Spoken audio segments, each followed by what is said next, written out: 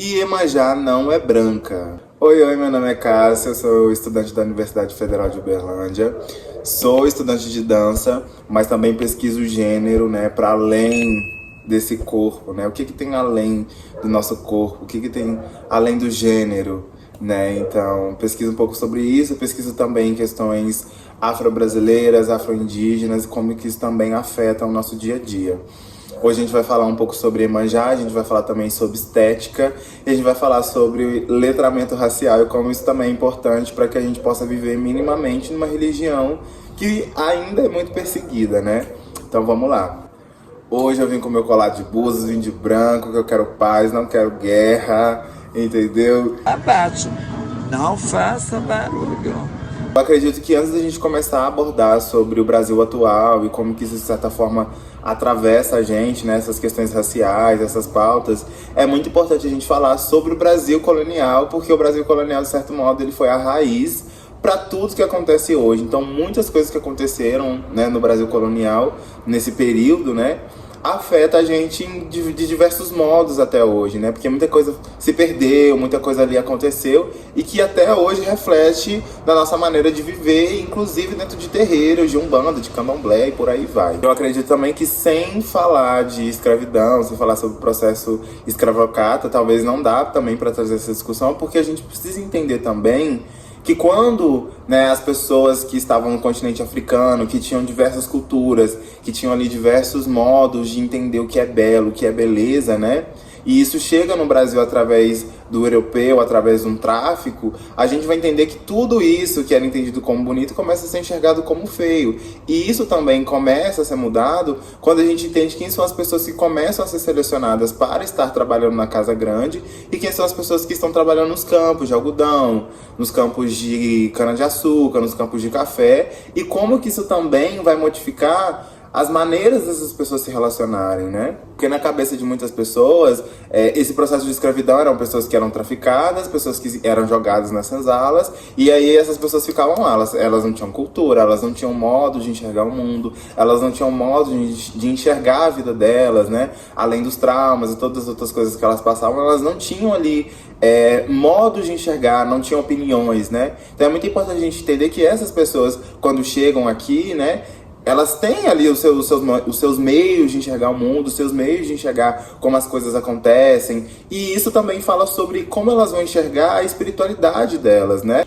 Então pensavam em Iemanjá como essa mulher que falava sobre essa energia, né, da maternidade, essa energia de mãe, né, essa energia dos rios. Porque Iemanjá era a senhora dos rios, ela começa a ser cultuada no Brasil através dos mares, porque era o lugar mais próximo que tinha água, e também por todo um processo. Então, muitas coisas que aconteciam no continente africano, né, muitos cultos que aconteciam, quando chegam no Brasil, muitos se perdem, outros começam a ser modificados, e isso também se dá através da questão cultural. Então, por exemplo, a maneira de enxergar o que era bonito também muda com esse tempo, né? Então, quando a gente vai falar sobre sincretismo religioso, a gente começa a entender que para que hoje, minimamente, existisse o que a gente entende como candomblé, como umbanda, como jurema e como outras referências afro-brasileiras ou afro-indígenas ou, enfim, africanas, a gente entende que tudo isso precisou passar por um processo de embranquecimento para que hoje minimamente fosse aceito. E basicamente, quando a gente entende e começa a dizer, né, e autoafirmar que Inhansã é Santa Bárbara, que Oxalá é Jesus Cristo, a gente precisa entender, e quando a gente traz esse tipo de vocabulário, quando a gente reproduz esse tipo de fala, a gente só está, de certo modo, tentando trazer uma aceitação para outras pessoas que nem são da religião, para que respeitem o que a gente faz, né? Para que, de certo modo, olhem para o que a gente faz com um olhar de respeito, né? E para que isso também se torne mais aceito.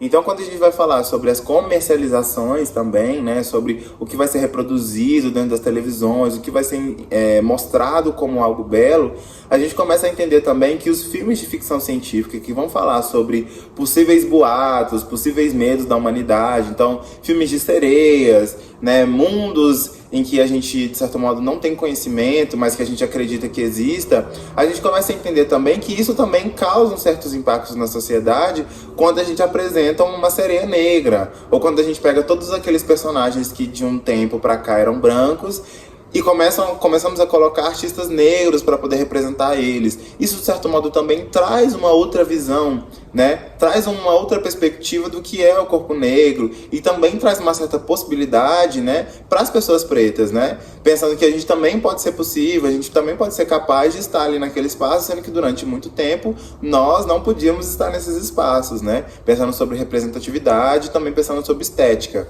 Mas basicamente o que eu quero dizer aqui é que o corpo gordo, muitas das vezes, ele sempre foi perseguido durante esse período de Brasil colonial, principalmente o corpo da mulher, porque, infelizmente, o Brasil sempre reproduziu uma imagem muito semelhante à imagem de Iemanjá, que seria uma mulher magra, né? E quando a gente vai falar sobre beleza, sempre está ligado a isso, fazendo com que o corpo gordo sempre estivesse jogado de lado. E o corpo das mulheres africanas, aonde vem Iemanjá, é um corpo extremamente gordo, é um corpo, né, que está ligado a isso, que está ligado à beleza pro africano, né, que seja de qual país ele venha. Em muitos espaços as mulheres têm, né, tem esse rosto mais, sabe, mais circular, esse corpo mais circular, esse quadril maior, e isso, para a cultura africana, é enxergado como algo belo. Eu acho que, na verdade, o que eu gostaria de trazer é basicamente para a gente entender que, além de uma imagem de gesso, que tem cabelo liso, cabelo crespo, né?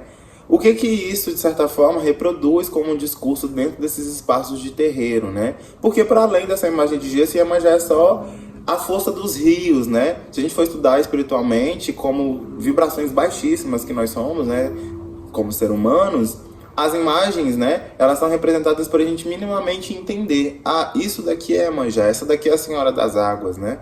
Mas são somente elementos, são forças da natureza, né? Os orixás são forças da natureza. Mas a gente precisa também ter letramentos raciais para entender que durante um tempo o sincretismo religioso ele serviu, ele foi extremamente importante para a cultura afro-brasileira, para a cultura afro-indígena, para que hoje minimamente existisse o que tem até hoje. Mas será que daqui a um tempo isso, de certo modo, é necessário culturalmente? Essa é a minha pergunta. Então, na verdade, eu acho que eu não vim trazer respostas, eu vim trazer perguntas para vocês. E o que eu quero falar aqui, ou trazer, não é que, então porque o Cássio fez o vídeo, então pronto, vamos jogar todas as imagens de santo fora, vamos quebrar tudo, e hoje não tem mais sincretismo religioso. Não é isso. Eu entendo que culturalmente o sincretismo religioso ele é extremamente importante, e que sem ele muita coisa não acontece. Mas como que a gente faz para resgatar o que a gente tinha antes, né? Como que a gente faz para voltar a isso? É embranquecendo a religião? É reproduzindo de novo essa coisa para que as pessoas aceitem? Para que fique aceitável? Né? Então são perguntas. E lembrando que eu não estou dizendo que só porque as pessoas são brancas que elas não podem estar na religião, porque eu acho que na verdade elas precisam estar, porque hoje o que acontece dentro das religiões de matriz africana, né, mesmo sendo religiões brasileiras, tanto o candomblé quanto a umbanda, que são religiões brasileiras, são responsabilidades tanto minha quanto uma pessoa negra, quanto você quanto uma pessoa branca. Então você tem que estar, na verdade, porque o que vai acontecer daqui pra frente é responsabilidade nossa, né?